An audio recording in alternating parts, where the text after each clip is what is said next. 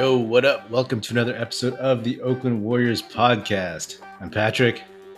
And this is Vupang. And it is late in the season, man. How are you feeling about the season right now? Are you excited? Are you kind of like meh? Are you just like in it for the spectacle of watching Steph? Yeah, it's mainly Steph. But if you think about who's in the play-in tournament, I mean, this is going to be pretty damn fun. Who do you want the Warriors to play? I feel like the Warriors are definitely going to get into the play-in tournament. Who do you want them to face? I think it'll be more fun to watch them play against New Orleans. I think it would not be fun to watch them play against Memphis. Why? What scares you about Memphis? Memphis is a team that like kind of knows what it is. And I kind of feel like New Orleans is sort of individual pieces, if that makes sense.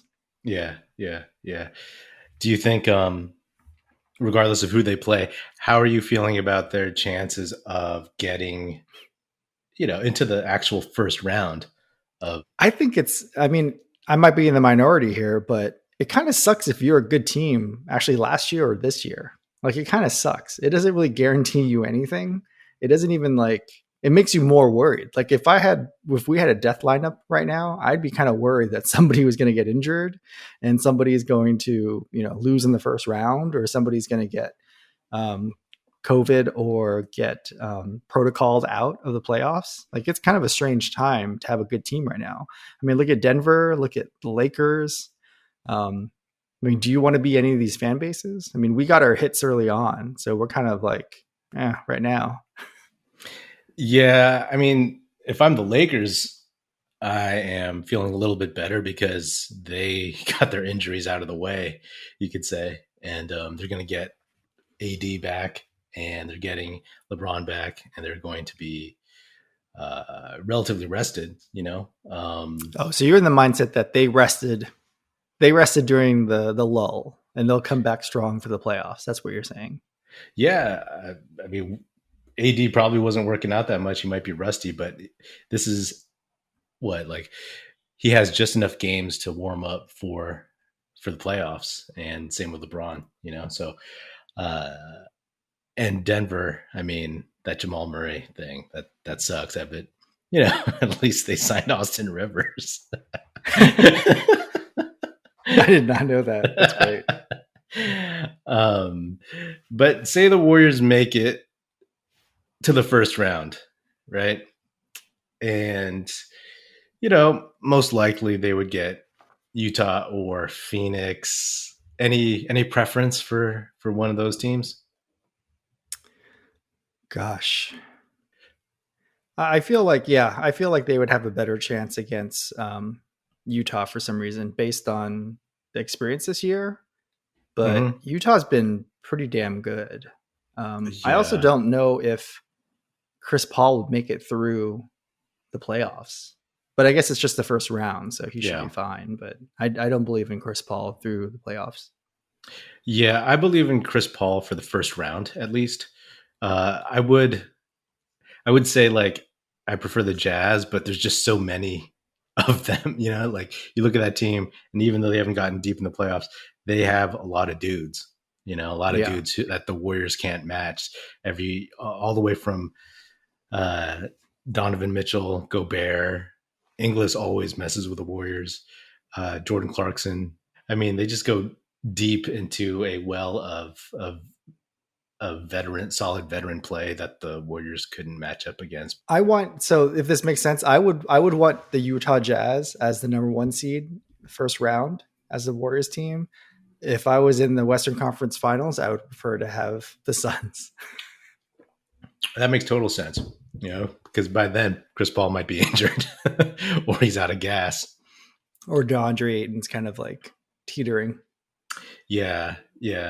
I mean, we'll see how much DeAndre Ayton actually plays or how critical he is in the playoffs when it comes down to it. But, if the Warriors get into the 8th seed, the last time the Warriors got in as the 8th seed, they took out the Mavericks in the We Believe era. Were you? Did you Uh, go to any of those games? Did you attend those games? no. I was already living in LA at that point, That shit and was fun. I TiVoed the games, and I think maybe I burnt them onto a DVD before I got rid of my old TiVo, but who knows? I got a bunch of those and maybe some Manny Pacquiao fights from way back when on there. Those But games are great. But yeah, we had tickets to that playoff series. oh man, how many of the Yeah, games that you go was to? fun. I went to 2 games. Did you go to the last game, or was that it in Oakland?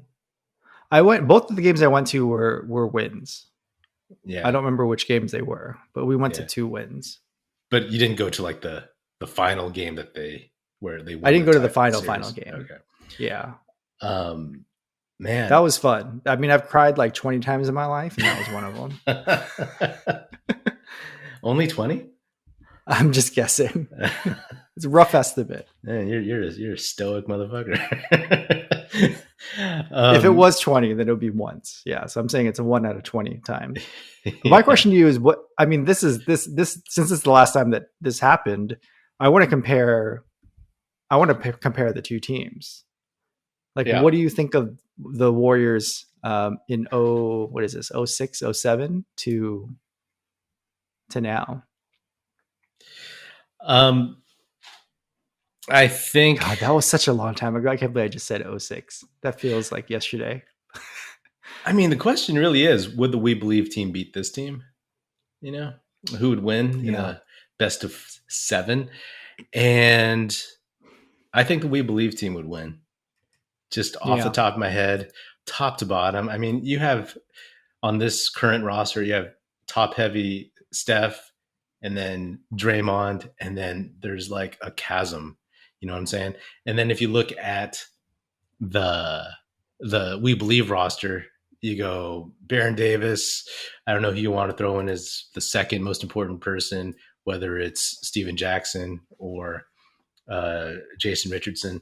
But regardless, after that, the drop off isn't as bad. Like they're consistently like the same level of player. The Andrew Wiggins on this team, he just drops off completely. Would you rather have Steven Jackson or Andrew Wiggins? I mean, I mean, I'd rather have Air France, Michael Pietrus, than Andrew Wiggins. yeah, I mean, it would be a competition to see who would step out of bounds more, like Kent Bazemore or Michael Pietrus.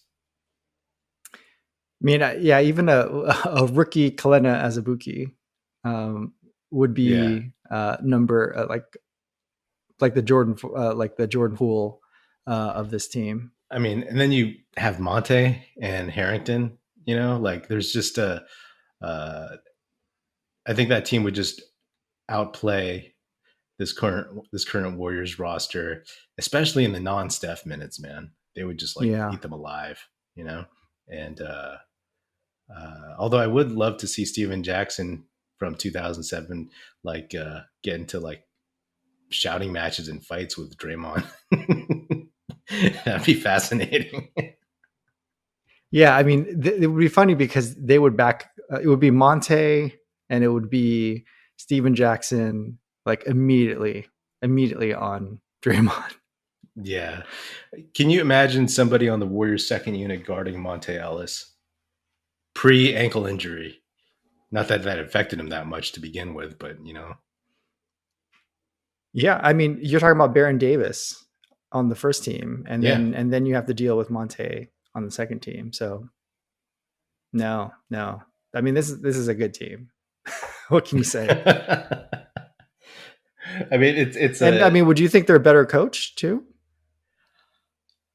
for the playoffs and for schemes, Don Nelson. Yeah, I think Don Can I Nelson. read you who all the assistant coaches were at the time? Do you know this? This is crazy. I didn't know this. Not off the top of my head, but I'm sure there were some good dudes on there. Who? Larry Riley, Russell Turner. I don't know who Russell Turner is. Travis Schlenk, might have heard of him. What? Steven Silas, might have heard of Yeah. him. Yep. And Keith Smart. Yeah. Yeah. Not a bad assistant coaching staff either. Yeah. Yeah. So I definitely think Don Nelson would scheme for the playoffs. I mean, that guy is so flexible. You know what I mean? He'll just look at something and be like, okay, we're going to do this. Whereas obviously Steve Kerr is like, we're going to do what we do. We're going to play our game. You know, but you know that would be fascinating. I would love to see Jordan Poole try to stay in front of Monte Ellis. I don't think this Warriors team could stop Mike Dunleavy. Yeah, I mean, by the way, I do not think it's a coincidence that the Warriors have had two very very below average years ever since Mike Dunleavy joined the fold. You think it's? I mean, he's a scout. Yeah, just being in the building, man, that's bad. Just juju. being back in the building. Yeah. Like if it wasn't for all the titles, people wouldn't be as forgiving. But yeah, I don't know. I kind of think that this team, I don't know, when I look at Steph on this team, we all saw the 2008 NCAAs when he just carried that Davidson team to like the Sweet 16 or whatever. And he's basically just doing that all over again. You know, he's taking a bunch of relatively mediocre dudes, like the NBA version of mediocre, and just chucking up, you know, like highly efficient, but he's just carrying this team. And it's ridiculous because, you know, people are surprised that he's doing this at 33, but he had a fucking year off, man. He had a year off and he trains like crazy, you know? And he also had, like, even though they went to the finals all those KD years, those 3 years, he took the gas, like his foot off the gas a little bit, obviously, because he had to accommodate for KD, and it kind of probably like conserve some of his youth or whatever. And, you know, I hopefully this goes on for a few more years because we got at least like one taken away from us. I mean, I dare say I see him doing this into his 30 when he's 37 and 38, playing off the ball. I mean, does he really need to be that fast to get off the ball? And is he really going to get double teamed and triple teamed when he's just a 3-point threat? No. I mean, did Ray Allen ever get double teamed when he played for the Heat? Oh, not when. No. Are you kidding me? Who are you going to double off of? No. Yeah. So, I mean, he might in some ways be more efficient and effective as a different weapon. And I also feel like he's going to develop different old man game. Mm-hmm. Yeah. And improve himself. Yeah, like his version of the Jordan like turnaround fadeaway. Yeah. And I actually look forward to the day when it's just him, when Steph and Klay just running off ball for like 30 minutes a game. That was what I thought the strategy might be during right before the draft, when they were talking, when, you know, the idea that they might draft LaMelo was like, okay, I mean, no one knew LaMelo was going to be this good so quickly. But my thought was that LaMelo was going to slowly come on, and in 2-3 years, he was going to be the point guard, and he was just going to be finding Steph and Klay like open all around the 3-point line. And that was going to be how they were going to play in the future. God. Who knows? Maybe they'll find, maybe Jalen Suggs will find his way to the Warriors and help out with that future. But, you know, we'll see. I really wish we had LaMelo right now, not to have him LaMelo, but because we could have traded him for so much more right now. Yeah. God, trading him with, can you imagine like getting a player that wins Rookie of the Year and then trading him right away, but not being a bad player like Michael Carter Williams, but an actually good player? Yeah. Like Chris Webber. Oh, wait, that's Mitch Webber. That's Mitch Richmond or Chris Webber, right? Yeah, it's Chris Webber. Yeah. Well, let me ask you this. I mean, you asked me about this season, how you feel about the season. And, you know, personally, I love watching all of this and watching Steph, but obviously, you know, we probably won't win the championship this year. And so it's a lost season of Steph in his prime. Would you consider this season to be a success if Steph won the MVP? Yeah. I don't know. I never really think about like terms of like, oh, this season was a success. I don't really think too hard on that. But I would think it would be very well worth it to have watched all the games and to have done a podcast episode after every game if he wins the MVP. Um, I personally don't think he will. I think there's a lot of Nikola Jokic sentiment that unless he falls flat on his face, I think he'll Murray. definitely get it. Yeah. Yeah, exactly. And they just went 3 or 4 in a row after the Jamal Murray injury. Yeah. I mean, with Austin Rivers.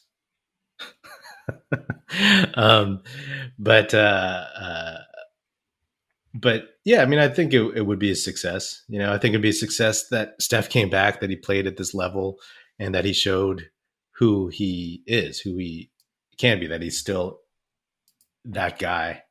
So yeah, you know, it's a failure in terms of developing James Wiseman, in my opinion. Unfortunately, I at the end of the season, I'll probably go back and listen to some of the early podcast episodes where I speak so glowingly about him and be like, wow, when did this go off the rails so quickly? Oh man, I really wish. I want to know when the summer league's going to start. If it's going to happen. Because man, dude, it would have been great to see him at summer league, but I guess it doesn't matter at this point. Yeah. It's.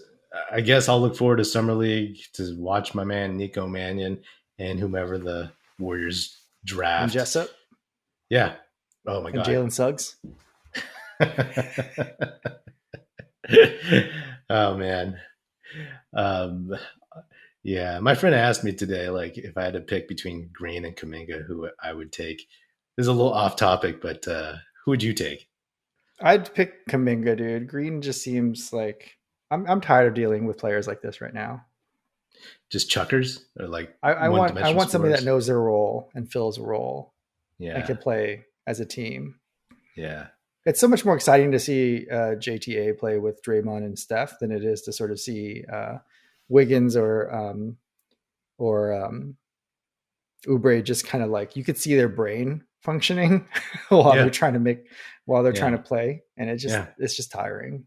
In terms of Green and Kuminga, like, I don't know. I think I'd have to see some of how the rest of the G League highlights went, because I only watched the first game. But it sucks because I think, like, if the Warriors had succeeded in developing Wiseman more quickly and better this year, then they'd feel more confident about taking somebody who was a little bit more of a project. And I think Kuminga is a little bit more of a project. Although in 3 years, I think he'll be a better player than Green. But the thing about Green is, like, he would be instant offense. He couldn't guard anybody. You already know what he is, though, right? Yeah, I know. That's the thing. Like, it's too bad because there's so much pressure from people, I think, on the outside say, hey, you can't do this development thing with a teenager, with a 19-year-old all over again, unless they'd done it well, you know? And then it's like, if they did it well, they're like, oh, we could do this in our sleep. Send us all your 19-year-olds. We'll develop all of them. Yeah. I mean, this is, I still have hope. This is, imagine if you got a new job in the middle of a pandemic. Like, how well can you do that new job? And now imagine if that job was basketball. Well, at this point in life, I'd be terrible at that job. Yeah. But no, I fully have faith in James Wiseman. Like, I don't want to trade him for Bradley Beal. I don't want to trade him for many people at this point. Like, I love his potential and I love his skill set. That's the same thing with Kuminga. Like, he can do a lot of things. He's just a little rough, you know, in terms of reps. Yeah. If you think about the trades that were available back then and what they're worth now, like, I'm pretty sure we could have gotten Aaron Gordon and Cole Anthony. Like, would you do that now? Would you rather have Aaron Gordon and Cole Anthony right now? Oh man. Cole Anthony, he's still pretty good, right? Like, he started off hot. I have no idea. I have no idea. I've seen like 2 games and he wasn't playing them. I mean, bottom line is, I believe in Wiseman's future still, as long as he heals 100% from that meniscus. And obviously, Cole Anthony and Aaron Gordon would have helped them more this season in terms of, like, making the playoffs. So, I like Wiseman more as a Julius Randle player. and Halliburton. Bro. Yeah, I would take that. You kidding me? Are you kidding me? I mean, this is the like, kind of stuff that was available back then, right? That we would have made fun of back then. Like yeah, we would have made fun of Julius Randle and Halliburton back then. We would have wanted Halliburton, but we would have made fun of Julius Randle. and Julius Randle wouldn't be what he is right now if he played on the Warriors. Like he wouldn't have gotten this many touches, and he would have just had to fill in his spot. He would have been like the big man Oubre. The moment when the Warriors don't make it past whatever round, what I do when I watch the playoffs when the Warriors aren't in is I like to root for the team that, I mean, this is obsessed. This may be the craziest thing to think of as a Warriors fan. Other than like downloading the PDF of the CBA, which I do sometimes to look stuff up, is to watch playoff games and root for the team or root against the team that you want to have blown up so that it helps the Warriors at some point. So knowing that, which team would you want to win the whole thing that would help the Warriors the most? Oh, like, let me give you an example, right? Mm-hmm. So if Denver doesn't win this year, or loses in the first or second round, I mean, Aaron Gordon might be available. You never know. If the Lakers win the whole thing, I don't think there's anybody really available because those are all just chess pieces that move around, Mm-hmm. Yeah. If the Clippers don't win, then suddenly that contract that Paul George and Kawhi Leonard have, which is, I think, just next year, they're fully signed. And I think they're free agents after next year, which is fucking crazy. Right. Yeah. So I'm definitely rooting for the Clippers to lose in the first round. Like, those are some examples. What do you think? Oh man, I would love for the Clippers to lose early. Just because I just enjoy watching the Clippers fall apart. Yeah. Yeah, but that's just old hat. It just happens now. You're not going to feel sorry for them at some point? No. Are you kidding me? Not, it's so weird. Paul George, like, he was everybody's favorite kind of no-name underdog player when he battled against LeBron when he was in Indiana, and LeBron was in Miami, and he finished like fourth in the MVP voting. And then he breaks his leg. And then he comes back and everybody's like, yeah, it's Paul George. And now he's kind of, for the most part, outside of Clippers fans, people kind of have a poor opinion of him. And I'm one of those people. Like, I don't hate him, but like, I prefer him to lose than win, because playoff P, I just don't like people who give themselves nicknames. I didn't like it when Kobe called himself Black Mamba. And I don't like him, when Pandemic P or Side of the Backboard P starts mouthing off about how good he is, So that hubris needs to be taken down a little bit. So I wouldn't mind seeing them lose and then being kind of taken apart. And there's something beautiful to me about the Clippers' futility continuing in every shape and form, like in all these iterations, like, oh, Lob City, it's over. Like, oh, Donald Sterling's gone, it's over. It's like, oh, we got Kawhi and Paul George, it's going to be over. And then, it's kind of fun. Like, the NBA is not the same after that, My favorite thing about them is all the LA fans are just like, yeah, Kawhi Leonard and Paul George coming back home to LA. And then the first season together was a flop, and everyone's like, actually, Paul George is from Palmdale and Kawhi Leonard is from Riverside. That was my favorite part. Yeah, I mean, as much as I dislike Lakers fans on my social media feeds, because so many of my acquaintances and friends are from LA, I do very much enjoy when the Clippers fall apart and then the Lakers fans just come after them. It's hilarious because it's so easy to come after them as Lakers fans, right? Like, not even for all the winning that the Lakers have done, but like after the playoff collapse against the Nuggets last year, it was hilarious. So yeah, I would vote for that. And I would also just like to see the continuing drama of like what Kawhi and Paul George would do, and how they would try to make that work. And I would love to see Doc Rivers kind of like throw them shade from 2,500 miles away. I love seeing Laker fans be Laker fans. Like, there's no other fan base that would like get upset that they signed LeBron. Like, I just don't get them at all. They're hilarious, but not as hilarious in a sad way that Clipper fans are. But I also respect Clipper fans for like being Clipper fans, like to grow up in like what does it take for you to grow up in LA and be like, nah, like I'm not a Lakers fan. Like I'm gonna roll for the Clippers. Like I grew up watching Danny Ferry. I don't know. Like what is it that makes you become a Clipper fan instead? Like even with the Mets and Yankees, like there's still a geography within New York City. With the I guess with the Jets and the Giants, they play in the same stadium as well. So I don't get. I just actually no. They were the New York Jets, right? So then the are they more New Jersey? Who the Jets? The Jets fans, are they all more Jersey fans? They're more like from New Jersey. I don't know. I just don't really get how it works. That. Yeah, to grow up a Clippers fan.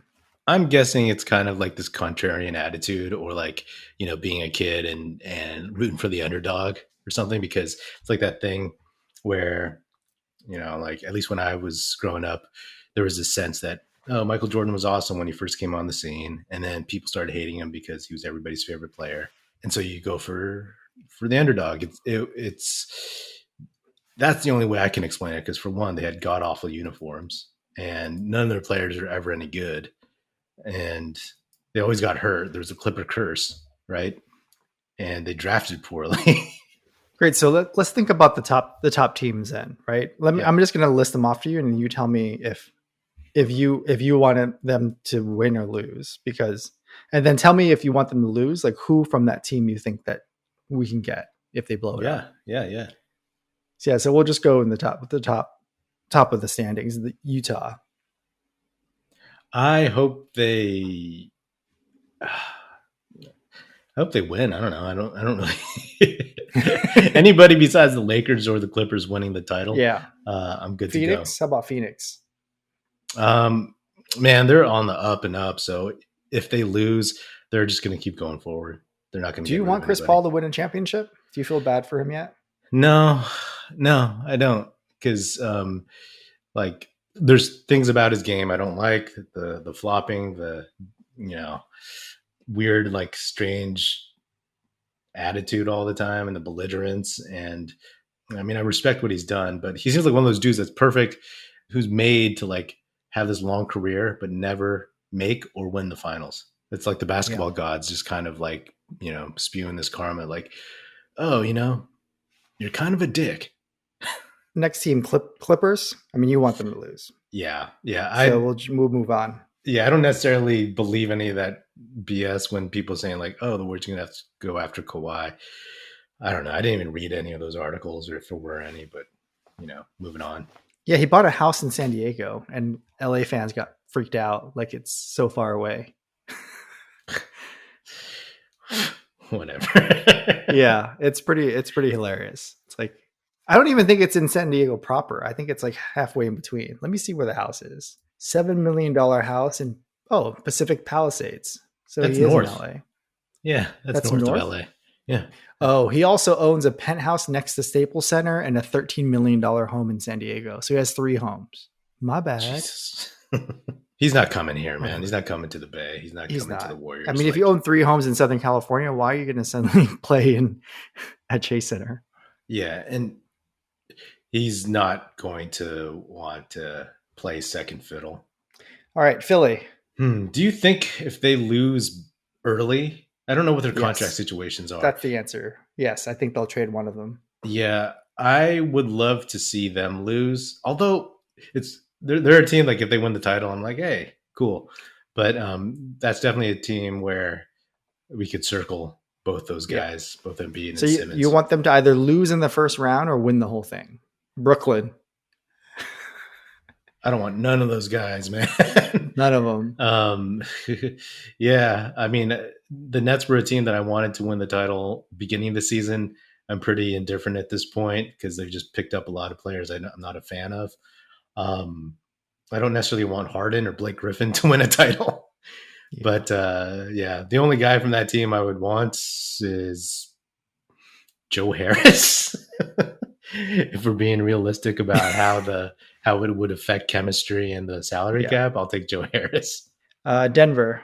I think that if they lose, I think they'll keep Aaron Gordon. I think they're going to ride it out and see what happens because they're still on the up and up. And why make that trade and then blow it up right away? That's true. Especially without Jamal Murray, they're going to have to. This season's a wash. Next season's a wash too. Run it back, yeah. Yeah. Milwaukee. I just want to see them keep losing, man. I don't know. I mean, Giannis is locked in, right? So he can still force his way out. Yeah, it'll take a couple more seasons of bad losses in the playoffs and disappointments. But he's signed up for at least 4 years or something. I don't know. But yeah, lose. It's a long play with the Milwaukee Bucks, right? Yeah. Lakers. Lose. No questions asked. No questions. Portland's an interesting one. As much as I would like to see Dame Lillard win, I wouldn't want to see all the people chirping saying Dame is as good as Steph. But in terms of their players, there's no one I really want. I don't think. You don't want CJ? To me, I like CJ, but with Klay coming back, even though that's kind of an unknown, I don't like him that much. New York? There's nobody on that team that I want. They're just going to keep going as is. I mean, they're overachieving this season. They're not going to move Randall. They're not going to move quickly or anything unless they get a better deal. Dallas, Boston, Atlanta, Miami. Yeah, that's pretty much. I would love for the Celtics to lose because I just love seeing that fan base. Get because. Right? It was just a few years ago. It was oh my God, they have all these picks and they're really forming something. And Brad Stevens is a boy genius. And now it's should they fire Brad Stevens?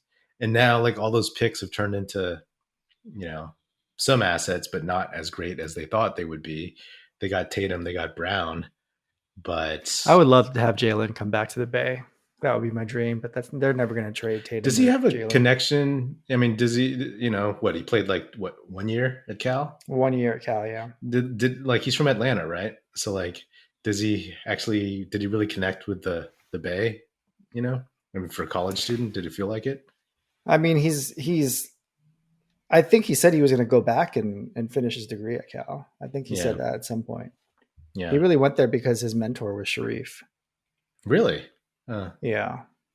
I don't see any big moves next year. Any players but we'll see. Every year there's always something crazy that happens. So, let me ask you something, man. Do you think with Wiseman out and now that the Warriors don't have to develop anyone outside of Jordan Poole, do you think all the ranting? Do you think Steve Kerr is? I don't know if Steve Kerr was officially on the hot seat. Maybe the mumbly, grumbly, casual Golden State Warriors fan base put him on the hot seat. But do you think all that chatter is going to go away finally? I think it's not Steve Kerr that is quote unquote on the hot seat. I think out of everything that's happened, what's happened this year, I think, is that it means that there's one more chance for something to go wrong before somebody gets in the hot seat. Right, if that makes sense. So even though Steve Kerr was on a very hot seat, even if something else goes bad, I don't think he's on the hot seat. What I do think, though, is that if the Warriors get a good pick this year, especially from Minnesota, and Bob Myers does not do well with that pick, can you imagine, if Wiseman doesn't pan out and a top 5 pick doesn't pan out? I think it might be a Bob Myers hot seat. I can see that. I mean, it'll take a while for that to develop, and I do think it'll be very, very difficult to screw that up. In terms of Kerr, it's people are saying he's not a great developmental coach, right? Fostering young guys. He's good at dealing with veterans and seeing, especially for this team, what they had, and then implementing a system and, having other players kind of be coaches and whatever, everybody being fully formed. But and then he's a good coach for one thing and not the other. I think next year he'll be fine. I mean, Wiseman will be behind, but I don't think he'll be a huge liability.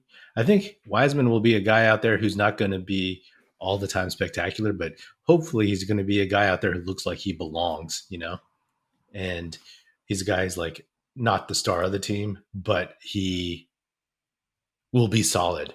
And that's like the first step in his ascension to hopefully being like an all-star player. Kevon Looney came in as a rookie under Steve Kerr. So, I mean, he dealt with a bunch of injury issues, obviously, too.